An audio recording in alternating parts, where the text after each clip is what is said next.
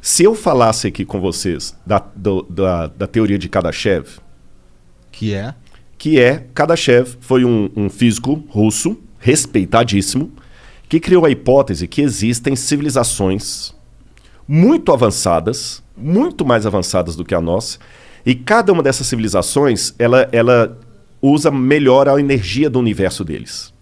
Faz sentido. Né? É o que tá acontecendo com a gente, né? Exatamente. Devagarzinho. Só que ninguém viu essas civilizações. Uhum. Mas ele fala, existem, elas estão lá, e elas nos observam. Kardashev... Segundo a teoria do Kardashev. De que ano que ele viveu? O Kardashev é do início do século XX, 1920, 1930, tá. Moderno, por aí, até. moderno. Ele é contemporâneo da época de Einstein, aquele pessoal todo. Entendi. Então, quer dizer, o Kardashev, quando ele coloca isso, se eu falar da teoria de Kardashev numa faculdade de física, ninguém vai rir da minha cara. Só qual que é a prova empírica, matemática, científica que eu tenho disso aí? Zero. Mas se eu falar de Deus e de outros mundos, aí parece conto da carochinha. Por isso que eu fico muito... Pô, de fato, na boa, eu fiquei muito legal de vocês terem me chamado aqui, porque vocês não têm preconceito. Você entendeu? Não tem, mas não, dependendo do lugar que eu for, se eu falar da teoria de Kardashev, que é muito, muito louca, você entendeu? Pessoal, que legal, pá. Mas se eu falar de anjo, de céu, de plano superior, de potestades, aí, né, esse cara é biruta. Então, na verdade, o Kardashev está falando a mesma coisa da Bíblia, só que numa linguagem acadêmica que todo mundo aceita. E para mim, como acadêmico, antes de ser pastor ou crente, eu falo para você, faz um sentido medonho o plano da salvação em Cristo Jesus, sabe? Faz um sentido medonho. E ele mudou minha vida, cara. Cara, ó, Deus criou o universo inteiro? Universo. Tipo, o universo infinito, Deus que criou. O universo não é infinito. Ah, não? Não. Bom, cientificamente falando, não é infinito. Não é Ele tá sempre acelerando, ele tá sempre crescendo. Porque se ele fosse infinito, ele não poderia estar em movimento. Porque se ele é infinito, ele ia mover para onde? Ele já tá lá. É verdade. Faz sentido. Né? Então o universo não é infinito. E você acredita que existem vários universos? Não, eu não tenho base nenhuma. Bom, deixa eu corrigir minha frase aqui. Voltar aqui. Eu não posso falar que eu não acredito, nem que eu acredito. Mesmo quem é físico sabe que a evidência dos multiversos é zero. E ela só surgiu recentemente por um único detalhe, sabe qual? Na época de Newton, descobriu-se que o universo tinha leis. Aí veio Einstein e descobriu que o universo tem energia.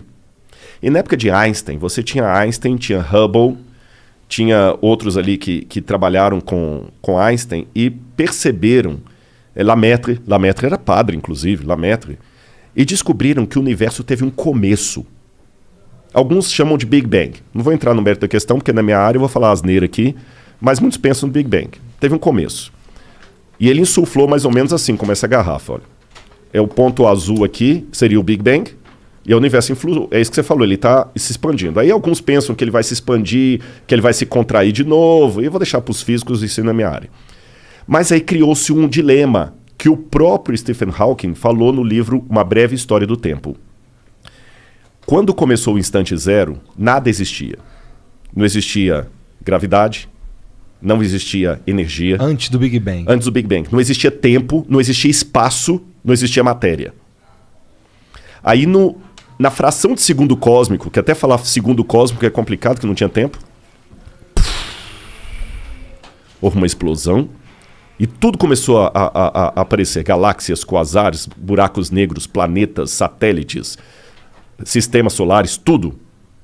Aí o próprio Stephen Hawking falou, muita gente resistiu a essa ideia de que o universo e o tempo tiveram um começo, porque ela obrigatoriamente abre espaço para a existência de um Deus. Stephen Hawking, ateuzaço. E hoje, realmente, o grande dilema é o seguinte, se do nada, nada se produz... Porque se é nada, não tem nada. Não tem nada. Tinha que ter se um tem ser... algo, já não tem o nada. A gente Exatamente. Né? Tinha que ter algum ser aqui, antes da origem do universo, para justificar a origem do universo. E esse ser não poderia ser preso à matéria, porque a matéria não existia. Ele não poderia ser preso ao espaço, porque o espaço não existia. Então ele tinha que ser onipresente. Ele tinha que ter vontade. Ele tinha que ter intenção, porque o universo é bem intencionado. Cara, com esse lance de Covid, um médico amigo meu estava me explicando como que as células do seu organismo mapeiam o DNA do vírus do Covid. Já igual robozinho, cara. Dá pra fazer um Star Wars só dentro da gente. Aí você pega agora o DNA, aquilo é mensagem. Tá lá, Deus deixou a digital dele. Você tá entendendo? Aí os caras no desespero, para continuar explicando o óbvio, mas tirando Deus do axioma, porque não querem aceitar que existe Deus, aí começam a propor, não. Realmente, do nada se produz, mas de repente esse universo é mais um de infinitos universos, que um universo vai produzindo o outro.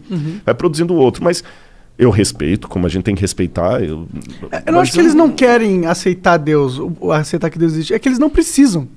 Tipo, a ciência não precisa de Deus. Tá ligado? Ela só precisa de evidências físicas. A questão de Deus é mais filosófica, né? Não é uma questão de ciência, né? Porque a gente não consegue provar Deus, né? Não, com certeza. Deus não se prova. Sim. Mas interessante que os pioneiros da ciência eram todos caras religiosos, né? Newton. Mas isso que eu tô falando, é a mesma coisa que você falar, pô, por que os mecânicos não discutem Deus? Porque faz sentido discutir Deus. O negócio deles é arrumar carro, tá ligado? Mas aí eu concordo com você, desde que eles não discutissem Deus, mas também não afirmassem que ele não existe com base na ciência. Aí eu concordo também. Eu acho que é impossível você afirmar que Deus não existe. Não, Deus, nesse livro... Ou afirmar que ele existe, de certa forma. Nesse livro eu falo assim, a improbabilidade de Deus. Porque Deus não é... Deus não é teorema, Deus é axioma. Qual que é a diferença? Teorema você prova. Teorema de Pitágoras. Né? Vamos supor, aprovar que gasolina de automóvel funciona. Isso é falseável, como dizia Popper, né? Gasolina de automóvel funciona para avião ou não? É fácil, eu vou lá e eu consigo provar se funciona ou não. Só que existem realidades que estão acima da verificabilidade. Por exemplo, as retas paralelas de Euclides, que alguns falam que encontram, não se cruzam e tudo mais. Você não tem uma régua do tamanho do infinito para verificar as retas paralelas infinitas. Sim. Então isso não é uma coisa que você prova, é uma coisa que você deduz, mas é tão lógico, o axioma é tão lógico, que você não pode prová-lo, mas você também não tem como dizer que ele é ilógico. Entendeu? O exemplo de Euclides que eu dei. Não tem como provar a questão das retas paralelas ali, não tem como. Mas faz tanto sentido a teoria da relatividade em Einstein. Que se você... Teve evidências, ele até pegaram aqui em Sobral, no Brasil, né, lá também na Alemanha, do Sol e tudo, da velocidade da luz e tal, mas aquele lance que se o corpo ficar dentro de uma espaçonave, ele vai ter uma vida diferente da outra, ninguém tem uma espaçonave para andar a velocidade da luz e ver. Sim. Mas faz tanto sentido que ninguém refuta. Isso é um axioma. Deus também é um axioma. Ele é lógico. Sim. Foge do campo da experimentação. Não, eu concordo com você, até porque eu era ateu, tá ligado? E eu deixei de ser ateu. Essa história que eu já falei várias vezes aqui pra galera. Eu ouvi vindo no caminho. Eu vim por coincidência. Com Pondé, né? Com Pondé, você falou. É verdade. Então, eu entendo essa parada do axioma, porque pra mim, a Deus é uma conclusão lógica também, entendeu? Pra mim é uma conclusão lógica no sentido que eu não consigo provar, mas eu consigo saber que pra eu ter uma vida que pra mim faz sentido, eu preciso ter esse axioma, ou seja, eu preciso ter... dentro da minha mentalidade, que interpreta a realidade, a existência de Deus como algo que eu levo como verdadeiro. Não sei, eu não tenho certeza se é verdadeiro, mas eu ajo na minha vida como se fosse. Entendi.